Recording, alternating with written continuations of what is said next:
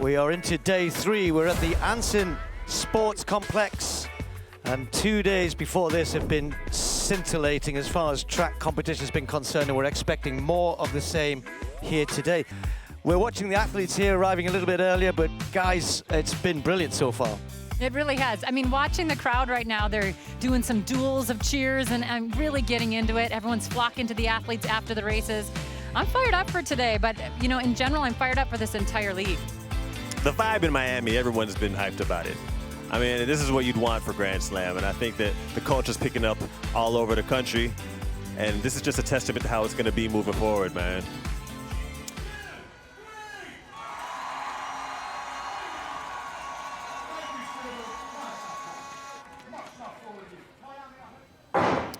Two laps of the track. Haelu with the 12 points. Hiltz with 8. Welteji with 6. This 800 genuinely could go anywhere. Now, how quickly have they started? They haven't started quickly at all. Yeah. Maloney, they're almost jogging. This is what I thought they might do.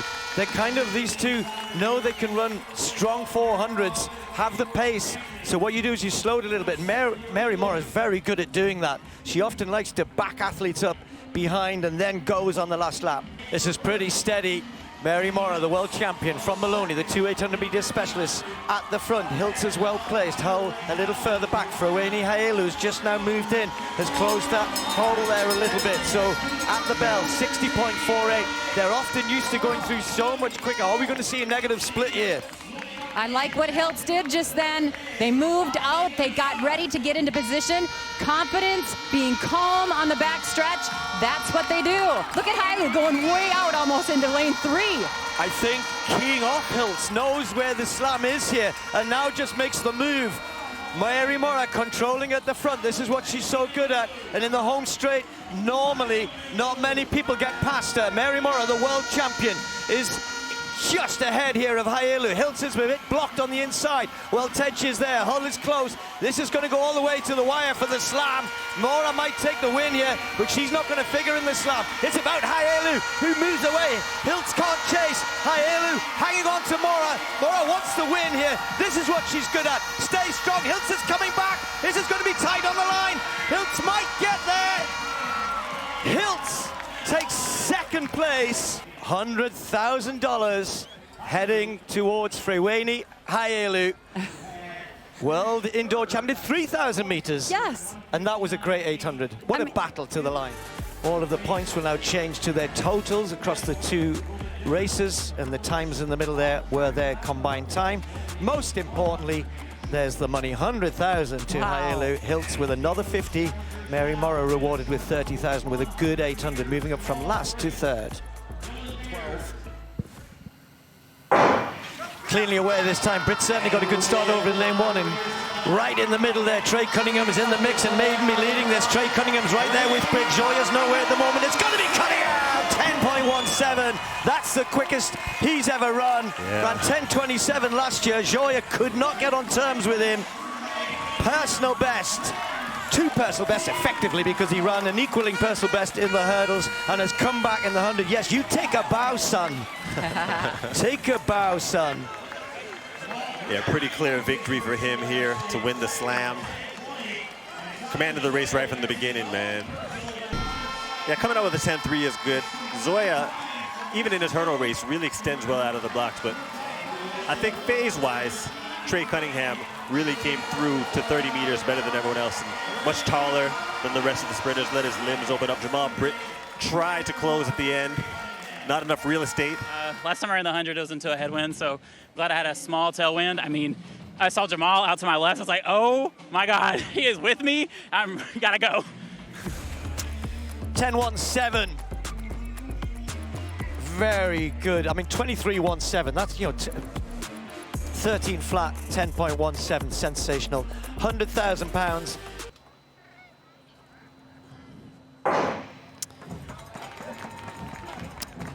Well, let's see how long the patience lasts. Let's see how long. Ooh. The likes of Ngatic might just hang around and wait, or Gebre Salama might want to take this on this time. Who knows? As I said, it's something which we're not sure about, and it's the other Kenyan. This could be a little bit of maybe had a chat with each other. Who knows? Chepngetich. Now, here's an interesting one for you, Carrie. Her personal best, our leader here, was set in Lausanne last year, where she ran 8:23. And then, Teji won that race, so she was here in the short distance. Just behind her was Gebre Salama, who ran a personal best, and just behind her was Elise Cranny, who also ran a personal best. So they know each other well from a racing perspective. They probably all go, yeah, we all got PBs in that race in Lausanne. So away she goes. That was a good race. And Chepngetich is running very well, too. She was 4th last week on the roads at the Road to Records 5K. So she was behind Asa there. You know, so she might not have had the best day a couple days ago in the 5,000 meters, but this is not surprising to see her out in front. Out in front, 62.8. Woo! 400 meters left. They take the bell, and it's all to play for here. And Gatich in the front, but she's got 3 challengers right there with her. Can she take the big prize here? Couldn't do it in Kingston when Tai did it. And then attacking first down the back straight, Gebre Salama. Gebre Salama's coming. She's an 8:24 gal, and she wanted to run a championship-style race, and she's getting that. But look at Mishesha. This is the one I wanted to see. 800 meters, sub-2, sub-4-minute 1,500-meter runner. Is she going to be able to challenge? 3rd in the 5,000 and just got a bit of a clip there, and Gatich has got the elbows out, but she's now got 2 Ethiopians ahead of her. Hirut Mishesha, and then Gatich is coming again, moves out. Isa really needs for Gatich to finish 3rd, and Isa needs to win it. Her teammate, though, is stopping her doing that. Had she got some pace here? All 3 of them, they finished 1, 2, 3, but the other way around in the 5,000. In the 3,000, it's going to be a win here, a big win for Mishesha, and Asa hangs on for 2nd, and that means Gatich, which is coming 3rd there, it's all flipped around, but Gatich is going to take the win, because with the 12 you get from the 5,000, you add the 6 there for 3rd place, 18 points. I'm so excited. I think I don't have any what to say. I'm so excited. This is unbelievable. Since the game was hard, it was stiff, everyone was strong, but I thank God I've managed to win. My first Grand Slam track. I was positioned 2 in Kingston, so I'm happy that I won the slam today. Well, he's got it all ahead of him, hasn't he? I'm not sure he's going to win this 400, though. It's going to be tight. Up to this point, he hasn't lost 1 race on Grand Slam track soil, but he's going to have his hands full with Chris Robinson, who's close behind him in 2nd place after his performance in the 400-meter hurdles. Guys get cleanly away. Robinson really has head out of the blocks. A little bit of rocking and rolling, and Caleb Dean's made some ground up on him, and Dos Santos is keying off those guys and is pulling them in down the back straight. The tall figure from Brazil in the white. There he is, a beautiful rangy action, and he can see Robinson. He's close enough to Robinson. Watch Robinson got in the last 200. Caleb Dean is going with him. These 3 pulling away from the rest of the field. It's Dos Santos, though. Robinson has got work to do here. He's got to get ahead. He's got to get first. He's got to get a long way first, but that's not going to happen. Look at Dos Santos. Robinson trying to fight back, and Dos Santos is hanging on there. This is where it really hurts in the 400, but Dos Santos takes the win. 44-54. That we'll wait to see officially. He's the slam champion. It's gone down by 100th. You know why that's important? That's a new personal best. Otherwise, he would have tied his previous best. Wow. 44-53 overall time, 132.49. That's pretty swift. And Robinson, 16 points clear in 2nd from Dean, who sneaks into 3rd. But that was hard. I just love his action. You know, he's got a lovely. He just holds his form, doesn't he? I mean, this is where it's hurting, but he just holds his form. Well, as you can see, he's a lot more streamlined than Chris Robinson is. It's fighting to get to the finish line. I was really excited about this one. Chris Robinson ran like an incredible 400. So I knew this one would be tough. So I need to come out with something special, and I think I delivered. What are you going to change between now and Philly? How do you make yourself better? Now just like training harder, rest more, run faster. Perfect. Thank you so much, and congratulations. Thank you. Appreciate it. Great to see so many fans have come out for this Grand Slam in Miami. Paulino, former 200-meter specialist, so this is no fear for her. 12 points in the bag. Paulino just got left a little bit. Alexis Holmes much quicker out of the blocks, but Naser's lost ground as well. And Paulino's running a good bend following Nikisha Price. Alexis Holmes is there. Naser's got to get on terms here because Paulino has the lead. It's Paulino and Naser. Paulino's looking strong though and continues to go away. Forging ahead. Paulino's going to take the slam. 2 wins. 22.3. That will be a new personal best if it's ratified. The win looks good. That's a new national record as well. New national record. The benefit of being tall is that you're actually taking less strides in your race. So if you got some speed, it's basically unbeatable. 22.30, as I said. So Naser confirmed, those two well ahead of everybody else. Whitaker again with another good performance, finishes in 3rd place.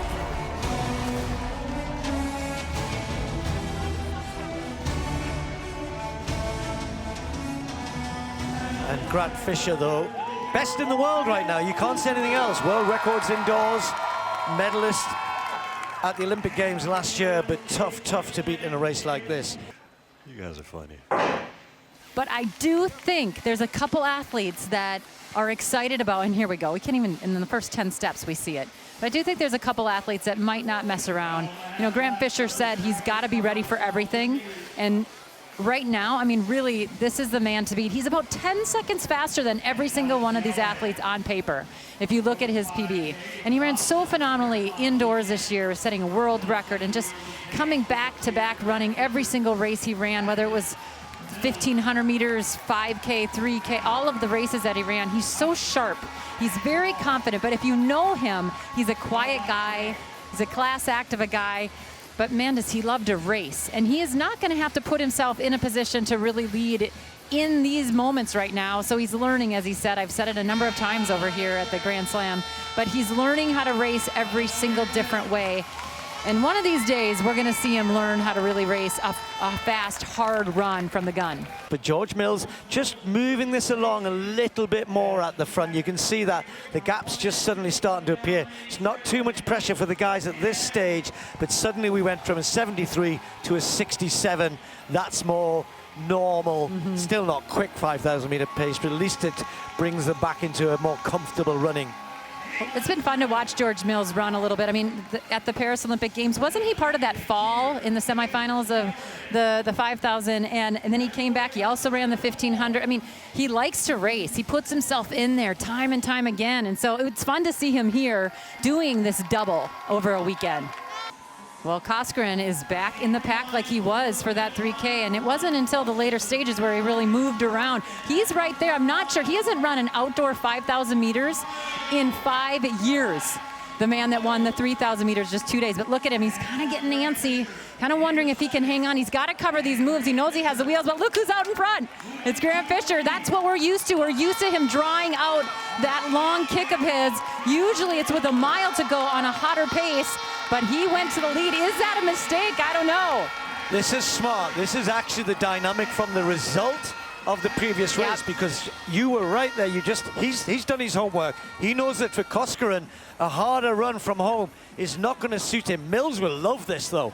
George Mills is going to like this because someone's doing the work that he thought he was going to have to do. Now though, you've got to hang on to Grant because he's putting the pressure on here. That is a move that perhaps they weren't expecting. Were we expecting it? Not sure, but he's away. Well, this is the old Grant Fisher that we know. He usually does this, but this is what he said early on before the Grand Slams even started. He needed to learn how to be patient and sit and kick. He needed to be able to finish strong with all of the athletes all over the world, not just the ones that are here. But look at the distance he's put on, Steve. 58.6 for that previous lap. And if you can throw that in the middle of the race, middle of the 5,000 meters, you're going to do some damage, and that's exactly what he's done. Grant Fisher looking serene, the man who's got world records to his name now. He's got Olympic medals to his name. He is one of the best in the world and is showing it here. He's not hanging around. He's not waiting for anybody. He's not letting it go to a kick, which, by the way, he's very good at. This time, though, he's showing what he's got, what he can do, and the rest of the group have given up the chase and have all just gathered together. They're racing for the peanuts afterwards.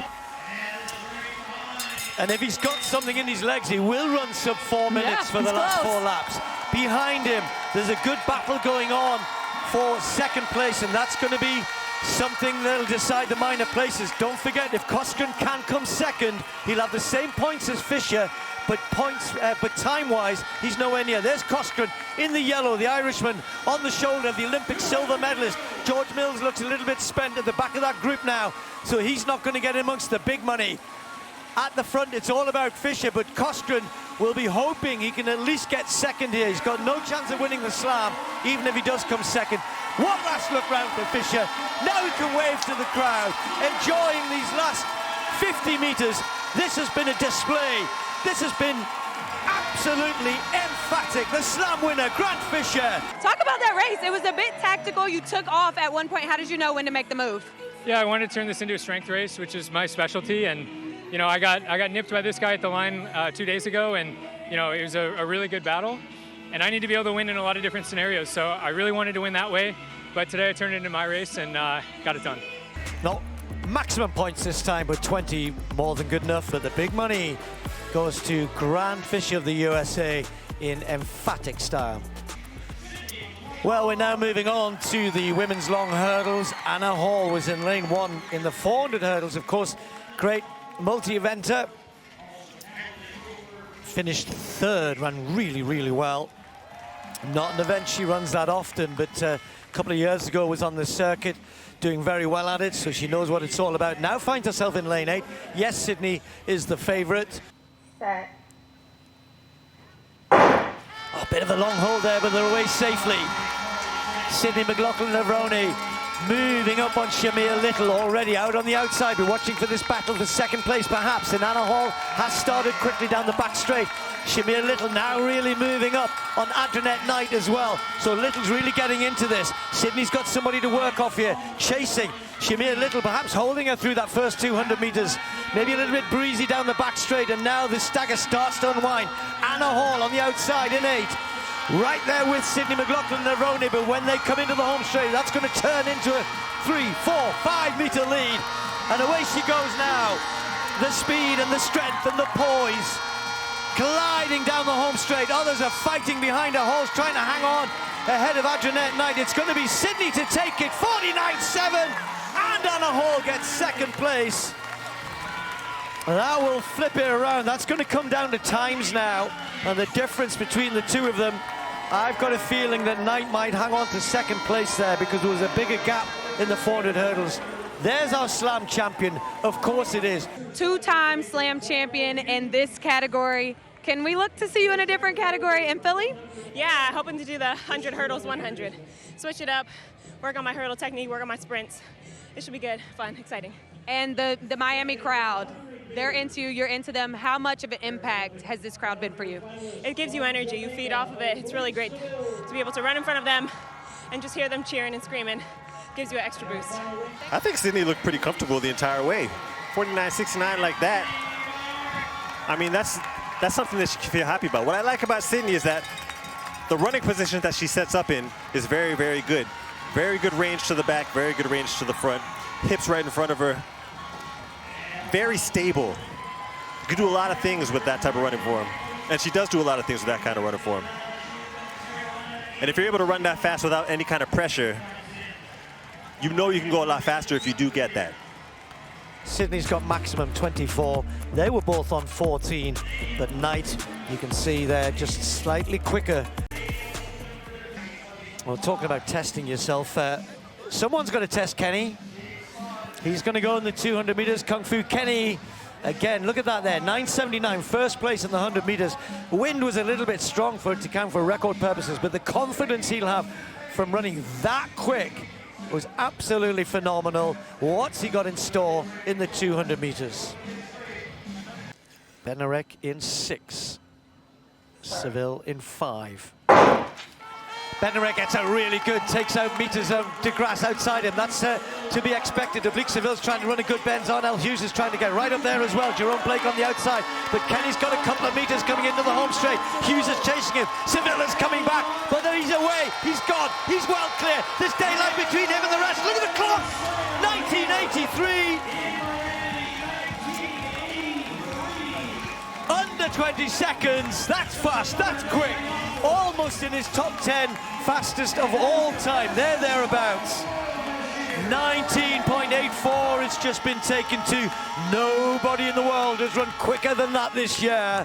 Yes, it's early, but if he wants to send a warning shot to everybody, not just the challengers, not just the racers, Grand Slam is a stage which Kenny is filling completely. 24 points again. But he's quick, he's fast. Hughes, I said he's picking up the money behind. He comes in second, 20.13. So the bend here, he's out of the blocks sharp, he's good. Well, look at how quickly he jumped out on Andre DeGrasse. He made up the stagger in about 40 meters. Once I saw that, I was like, okay, this is going to be a really nasty time. But got in the straightaway, and as you can see, just hitting positions. No stress, no strain, kind of bouncing. And I honestly think there's a lot more there, man. Still going really hard, as you can see, coming off the bend. And usually you'll see the sprinters getting that sling off of the turn. He got that, but coming down to the latter part of the race, he's usually very, very strong. You look strong, but it just looked like he was just getting through. I'd love to hear what you have to say about that. Kenny, you are one of few that are 2 for 2. Won the first slam, both races. Won in Miami, both races. What statement are you continuing to try to make? I'm going to be dominant this year. Coming in the first one, dominating that, coming in the second one, and getting another win streak, it feels good. Obviously, there was a fast, windy 100-meter. You just got a world lead in that 200-meter. What does that tell you about your training? Because we still are in early May. Well, it just tells I'm right where I need to be. I mean, it's a long season, but, you know, getting a 19.8 and a 19.7 windy, that's good signs for the end of the year. Guys, it's been a great weekend. It has. I mean, I've loved every minute of it, from seeing Grant Fisher in the long distances to seeing Josh Kerr back. But then on the women's side, oh my goodness, Hailu and Hiltz put on such a great show for the women's short distance. And I guess we got to give it up to Agnes Nagetić. What a stud.